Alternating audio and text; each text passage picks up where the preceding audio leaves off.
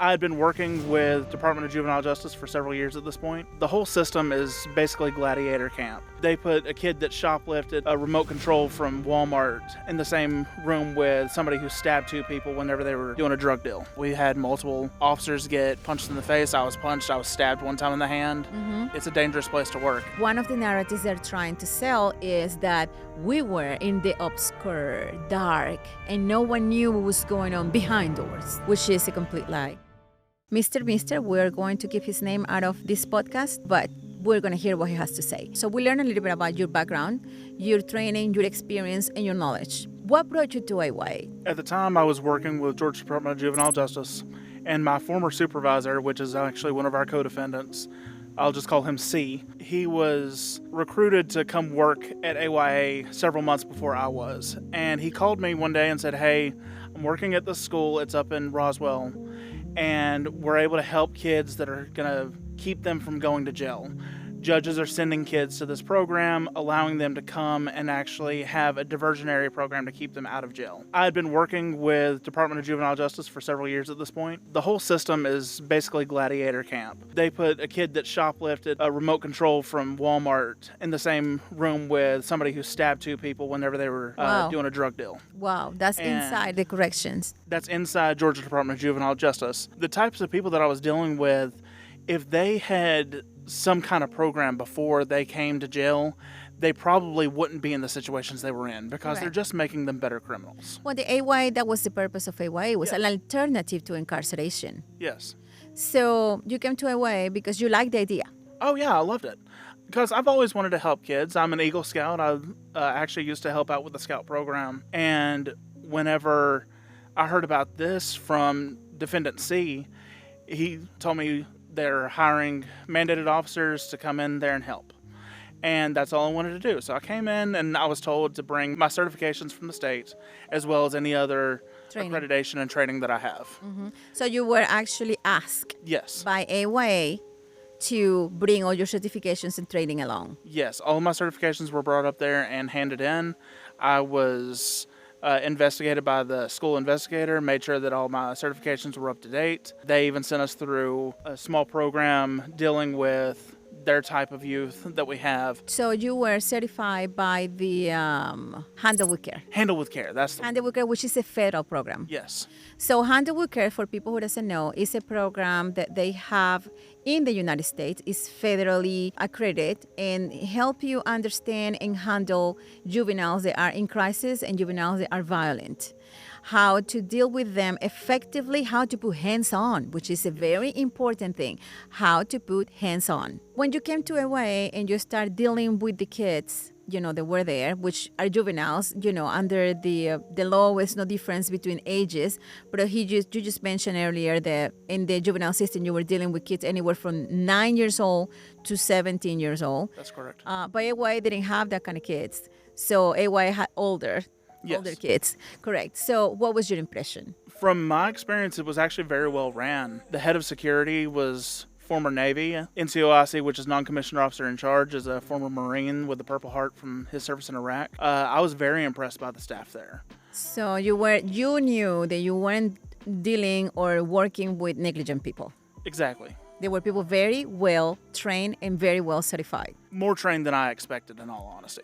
So when you came to the school to AYA, there were some policies and procedures that needed to be followed. And how did you get along with that? I got along with it fine. We didn't have any issues as far as the policies. We would come in every morning about 6 a.m., do some morning physical training, send the kids to class. They would come back to us if there was any disciplinary issues, which usually would result in some push-ups or something like that, send them back to class. Exactly. You think it was excessive? No, not at all. Nothing that you didn't do in the military yourself? No. The military as well as in law enforcement, we were treated a million times worse. The program, as far as I can tell, was ran better than the Georgia Department of Juvenile Justice just because of the fact that you didn't have to resort to physical intervention as much, if at all. Exactly.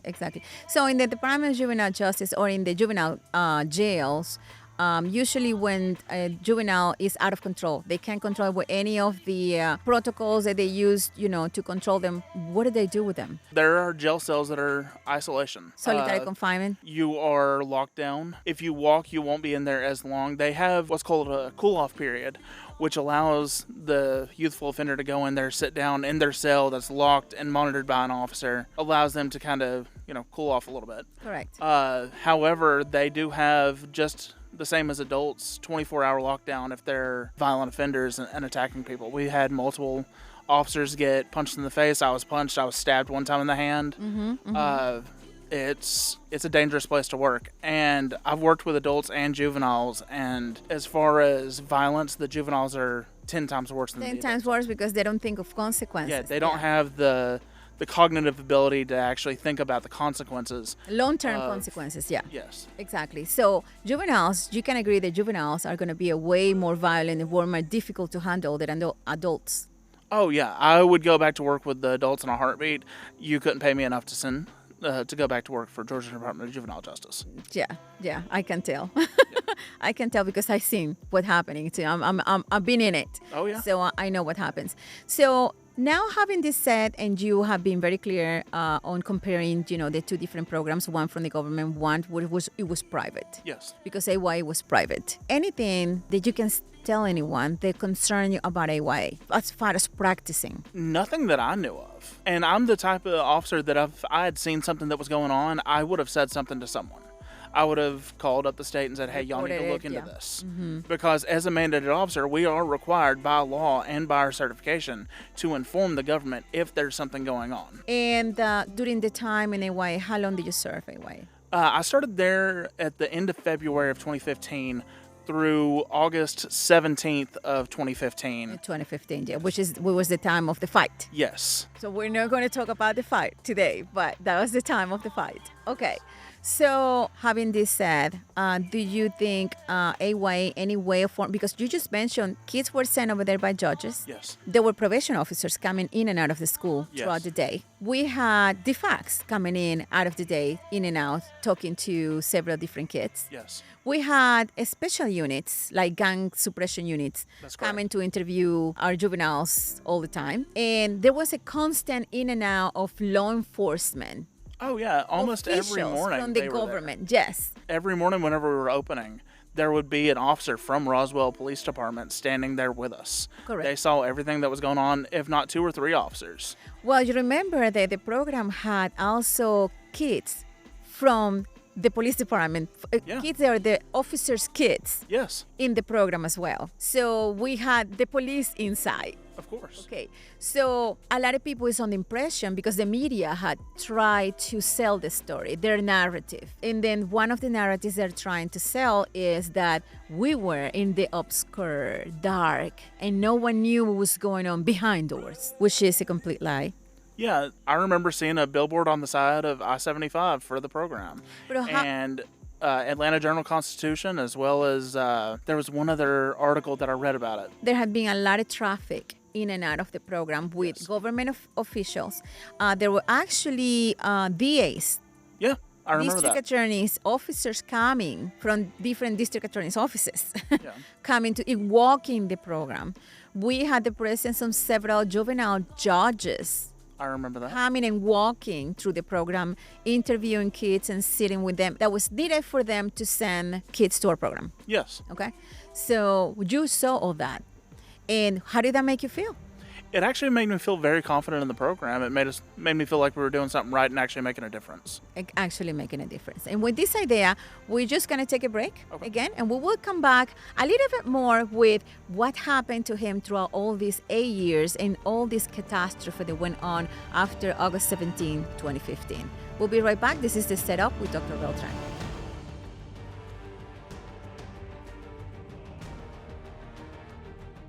On 17 August 2015, at about 3 o'clock in the afternoon, I heard raised voices, and I wasn't sure what was going on.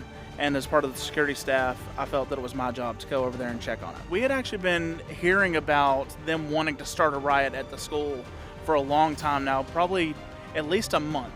what we found out is there is an organization, an outside organization, working along with an outside attorney. They were getting these people together and empowering them to attack back.